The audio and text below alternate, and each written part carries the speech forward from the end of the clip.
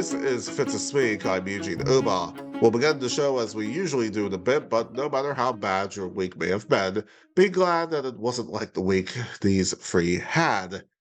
Don Lemon, formerly of CNN, issued this statement on Twitter announcing his firing Monday, stating in part, quote, "After 17 years at CNN, I would have thought someone in management would have had the decency to tell me directly." He went on to say that there were larger issues that apparently influenced his departure. CNN's PR, for its part, said that his statement was inaccurate, aka he's lying.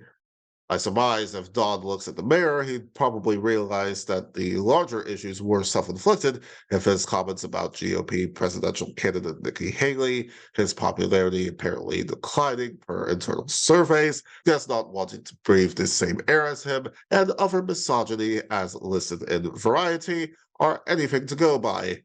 Dan Bongino this past weekend was also eliminated from the cable news airwaves. His contract to do his weekend program on Fox was not renewed. This amid the $787.5 million settlement that they have to pay Dominion Voting Systems Corporation.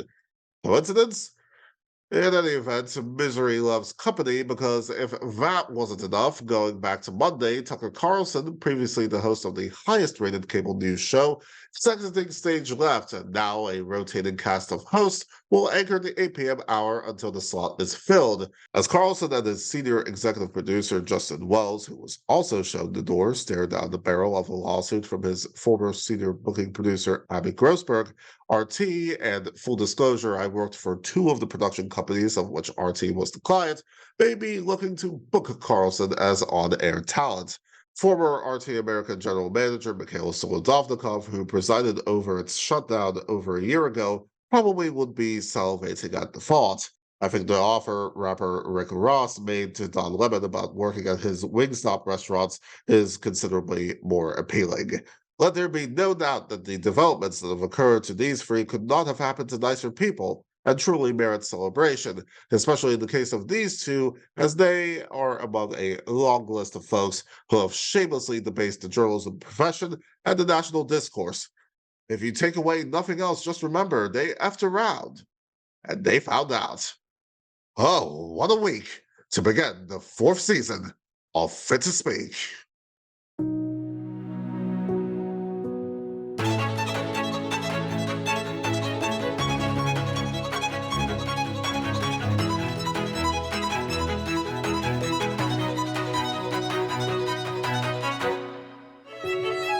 Hello and welcome to Fit to Speak. I'm Eugene Uba. So glad to have you with us.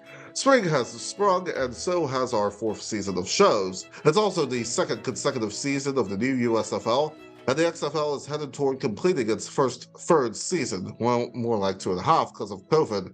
So how is the XFL doing in its newest iteration, and what does the future of spring football really look like in the United States? Reid Johnson, host of the Markcast, joins us to answer those questions and a lot more in a few minutes. But first, I'd like to wish all of you watching this program a very, very, very, very belated Happy New Year. Yeah, I know. We are about to enter the 5th month of 2023, but I don't think that class has an expiration date. I'm delighted to come back to bring you this series of shows, this after spending the last 3 months with our entertainment division on a culinary adventure of a lifetime. And while that has ended for now, don't fret, because Damn That's Good will return for a 2nd season in 2024, if not sooner.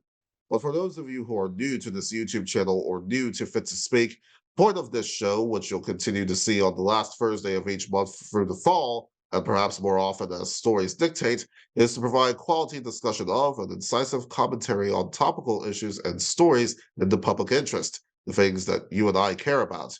But unlike most of what you see from some outlets, one of which is staring down the barrel of one lawsuit, and has last week settled another lawsuit with Dominion Voting Systems Corporation to the tune of nearly $800 million, all without much of a mea culpa, the only partisanship that we have on this program is to the truth. Something that Matt Taibbi, as of late, especially when it comes to the Twitter files, seems to have a tenuous grasp on. Late last month, Matt Taibbi asked me on Twitter, where else, to invite him on the show to debate the Twitter files and free speech and Elon Musk. Did you know what was in the URLs when you posted them? It's a simple question. In the URLs. Why didn't you tell us? I don't need to. Because it's relevant. You don't think it's relevant that it's a violation of Twitter's terms of service to have nude pictures of Hunter Biden up? They don't demand anything, do they? They say, can you check if this is in line with your terms of service? And those URLs weren't. So I'm wondering why you wouldn't mention that. First of all, the government, I can't even report that yet. All right. When they're doing this, it's self-evident what they're doing. And I don't have to make claims about what it is. I can just show you what they're doing. Everybody knows. You didn't, Matt. That's the problem. You mentioned in passing, for example, in your very first thread that the Trump White House made requests of Twitter too, i.e. the actual government, not the Biden campaign. But you didn't tell us what those Trump requests were. It took an actual Twitter whistleblower. Well, it took an actual Twitter whistleblower in front of Congress to reveal that Trump once demanded Twitter take down a mean tweet about him from the model Chrissy Teigen. Yet you didn't mention that in any of your Twitter Files posts. Because I didn't have that story. I don't have it. Doesn't that tell you something, that you had the Biden story and not the Trump story, that Elon Musk was giving you one side of the story? No, you don't understand. First of all, that first batch of files resulted in the firing of Twitter's general counsel. We were looking at something on a very short time frame, but we didn't have it. I went out of my way to report that fact. I was the first person who reported that Donald Trump made requests and had them honored on Twitter. But you outlined which ones the Biden team did without giving full context, but you didn't outline which ones the Trump. Well, maybe you should ask yourself why it is you didn't have it. You said the EIP was founded in response to the government dropping its proposal for a disinformation governance. Well, there you are. We're quoting you on screen. It wasn't. It was formed 2 years earlier. You suggest it was government funded, even though during the 2020 election that you're covering, it wasn't. You say they labeled 22 million tweets as misinformation in the run-up to the 2020 vote. They didn't. They flagged 3,000 election misinformation tweets for labeling, so you were only 21,997,000 off. Yowza. We'll have a link to the full half-hour interview in the YouTube description below, but this was a masterclass by MSNBC host Medhi Hasan in interviewing and bringing the evidence, Taibbi's own, mind you. And as you saw from the montage, Taibbi withered under the spotlight. The problem with folks like Taibbi now is that they become puppets. They become chameleons. They're willing to say anything for a buck. Fortunately for us and for all of you watching this program, we bow down to nobody. As we've done throughout the first 3 seasons of this program since launching in 2020, and as we will continue to do in this season and beyond, we will cover the subject matter that so many of you are so used to us covering. But we will also look to be eclectic and take on other topics, be it the arts, comedy, or sports. And we will augment all of this with exclusive articles and behind-the-scenes info on our Substack page. So go right now to cscmedia.substack.com and do consider becoming a paid subscriber so that you can directly support all of the content that we do here, and you'll have a few little perks along the way. And I know that some of you watching this program perked up at the fact that Dan Snyder will very soon no longer be the owner of the Washington Commanders, this to the tune of a record-setting $6 billion. Now remember, the sale still has to be approved by the NFL's Finance Committee and by 24 of the 32 owners, but it's widely expected that this will move through, and we could have an official announcement in May at the owners' meetings. Dan Snyder will be remembered for all the wrong reasons that ESPN's Mina Kimes fantastically enumerated. And let's not forget that when the Philadelphia Eagles fans come to town, FedEx Field is more like Lincoln Financial Field South. As far as I'm concerned, while Danny Boy will be laughing all the way to the bank, I can assure you that the Anacostia River will not be filled with anybody's tears.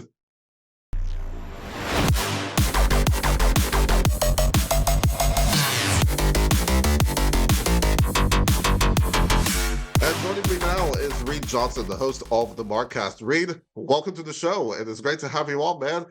And let's get started, all right?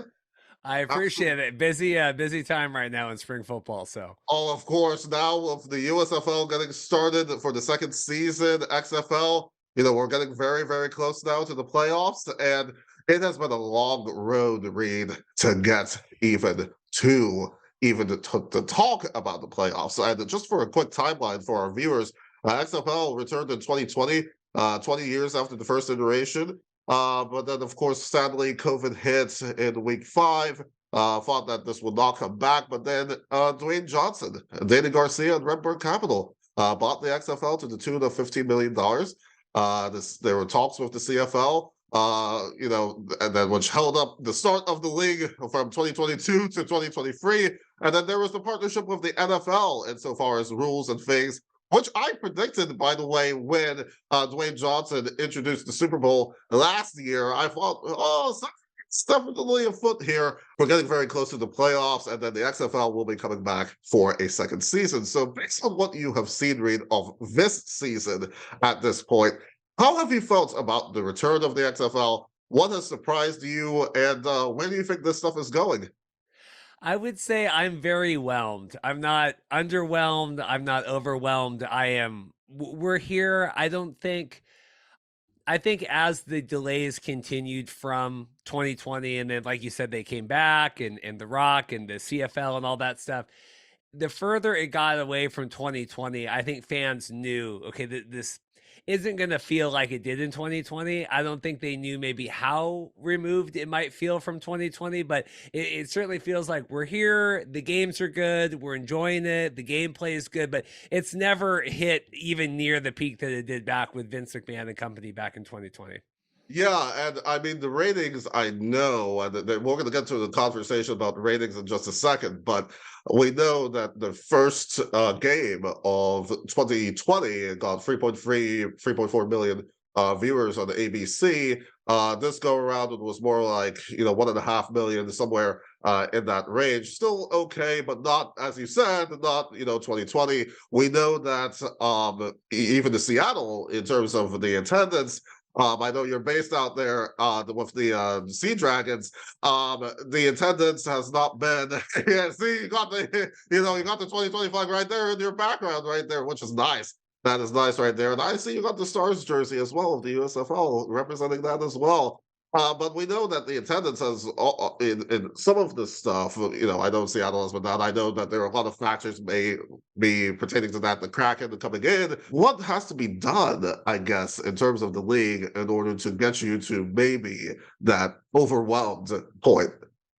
Depending on who you ask, and people in the league will say that this is all by design, right? Very little money being spent on marketing. There's reports 120,000 spent on marketing, right? So we're not talking millions of dollars in national TV, broadcast and all that. We're leveraging social media, right, a lot. The teams are doing good. We're finally getting on TikTok and everything like that with the league, but unless you live in that online alt football ecosphere, which I do, and a lot of our viewers and listeners do, I don't know how you know the XFL exists right now, right? If you watch an XFL broadcast, on ESPN or ESPN2, they'll tell you when the next games are. But if you're not watching that, I don't know how you discover when these games are on. And I think they need to do a better job of leveraging, besides just The Rock retweeting things on his Instagram, need to do a better job somehow of figuring out how can we tap into this national marketplace. We have March Madness, the Masters, like all these things going on.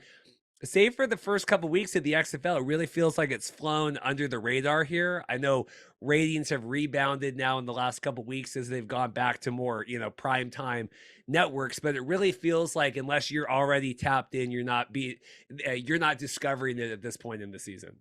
Yeah, but then here's the other thing too, as a kind of sort of maybe a little bit of a counter to that. So, like, yes, definitely, unless you are aware of the fact that, okay, the XFL is back, because even among some of the casual sports fans that I know, really, XFL is back? I didn't know this. I didn't know this. But then on the flip side of that, it's like, had they spent the money on, say, promotion and things of that nature, and then we started off, the league that had started off with the ratings of, say, last time, 3.3, 3.4, and then by the time March Madness hit, we get around, 1,500,000. Then the narrative would have been, oh, this league is crashing and burning, that sort of thing. This is not going to work. Spring football is not going to work. So what do you make of that argument? And what really, this is like, now the third attempt with the XFL, USFL is coming back, has come back. It's coming back for a second season, that sort of thing. So now you have two major spring leagues trying to make it. So riff on that a little bit. What does that kind of sort of look like? I would still, when you're talking about spending more money, I would still rather go from great ratings to, not so great ratings than not very good to worse ratings. I mean, because the narrative when the XFL came out here week 1 was, hey, it debuted, it was 50% whatever down than it was back in 2020. So if you're already going to go down from there, I would rather start higher than 50%. But we're recording this Friday, USFL kickoff this weekend. That's why I got all my garb on today.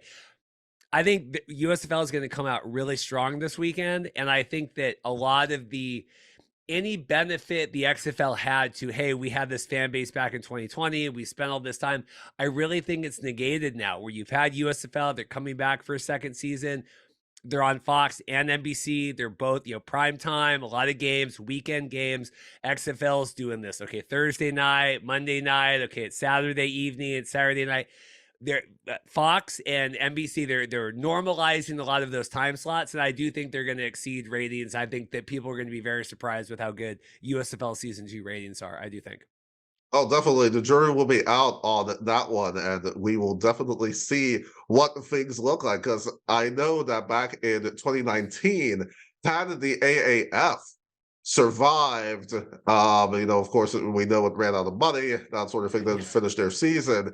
That came a year before the 2020 iteration of the XFL, and there would have been even more of a clash than what I think is being even talked about even now. And I do agree that I think for next season, XFL and ESPN, Disney they really should normalize the windows, have consistent windows, because even NFL, I know 1 o'clock, 4:25, 8:15 on Sundays, 8 o'clock Mondays, even for casual folks, they know what's going on. This stuff you have to hunt.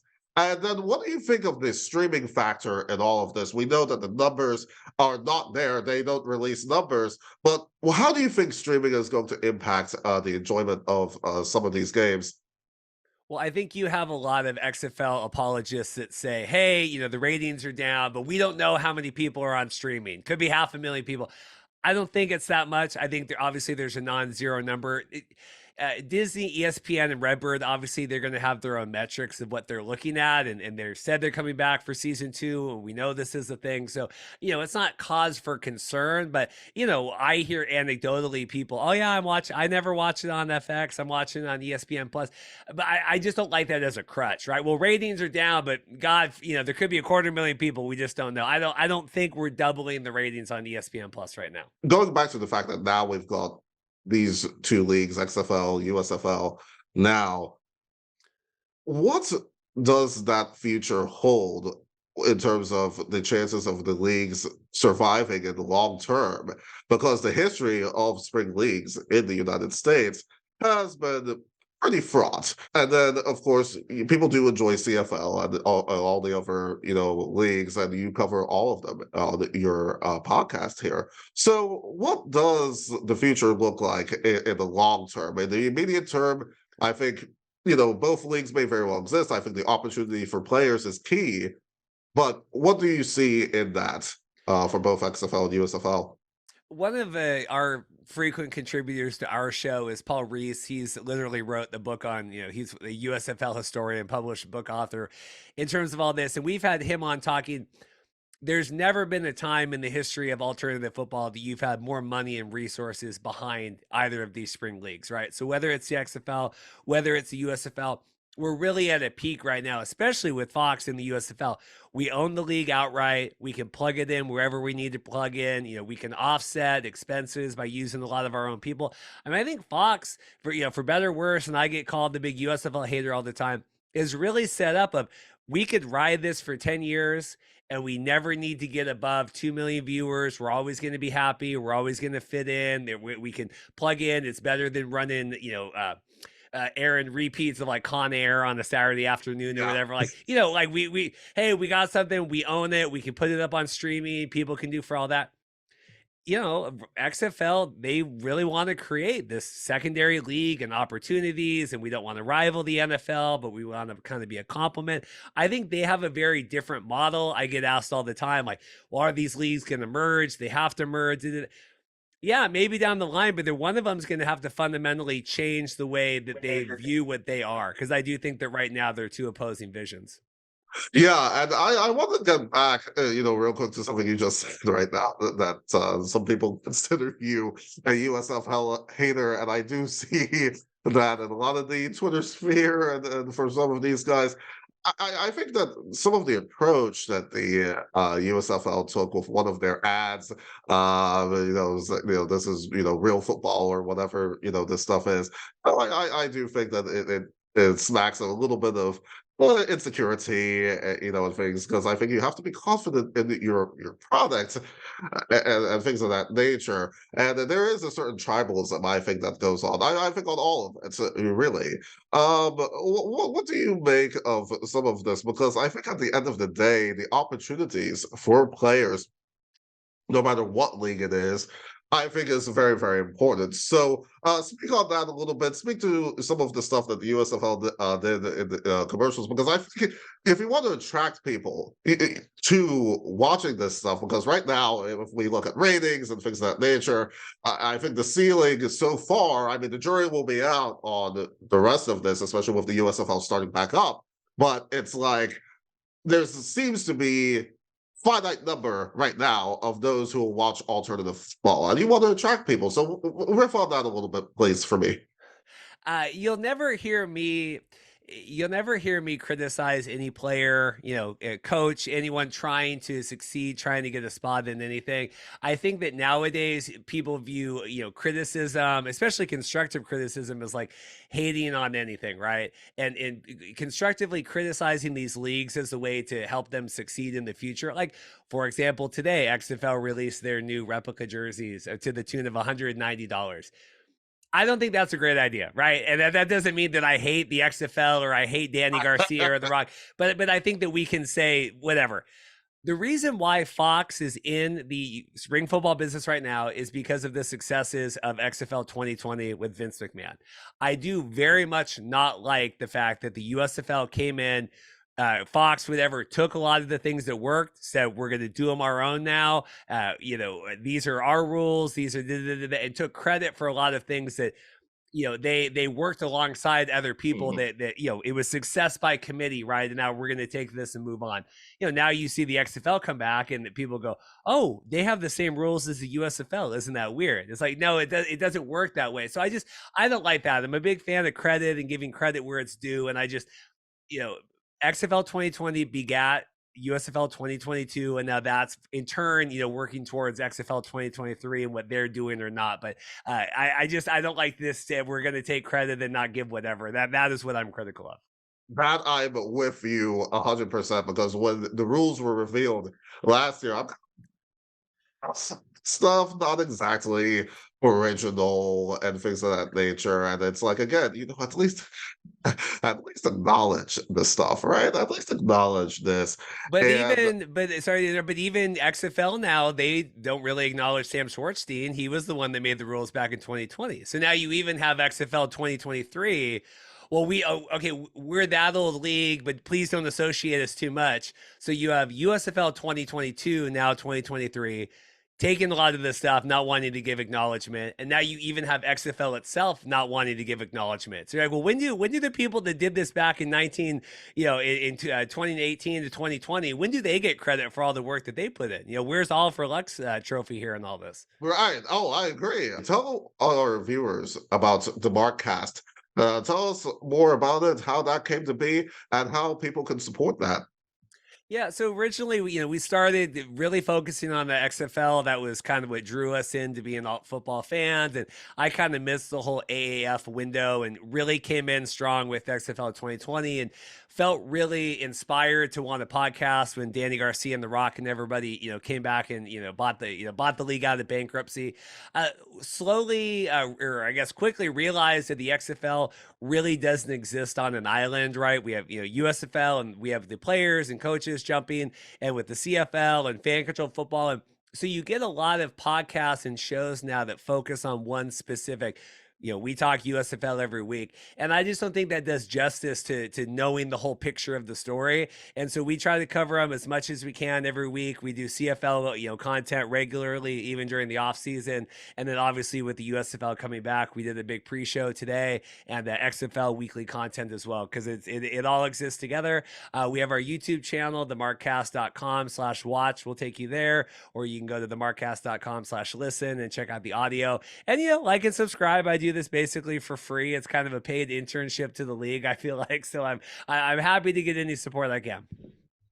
Absolutely, Reid. And, I hope that someday this really becomes, between what you're doing and some of the stuff that I see so many other folks are doing as well. Also, shout out to Mike Mitchell and so many other folks within the community who are doing this. I hope that, again, getting on the ground, sort of the ground floor and kind of going up will be great, because I think a rising tide lifts all boats. And one other thing that just came to me that I want to ask you as well before we leave here today, and again, thank you so much for doing this, is what is, thinking about the casual fan here, right?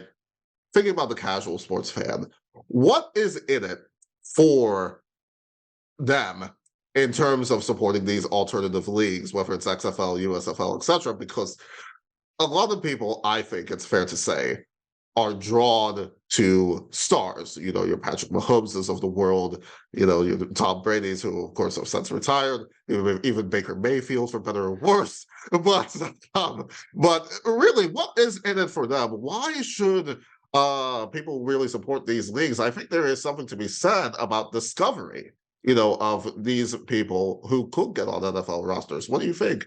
Yeah, so first and foremost, the gameplay always has to stand on its own, right? For besides all this other stuff, and I do think USFL last year towards the end of the season and XFL this year, the gameplay is good, right? If you like football, if you understand like this is what it is, slightly less down. Same with the CFL, right? It's not the 99%, it's like the 97%, right? We're getting in there.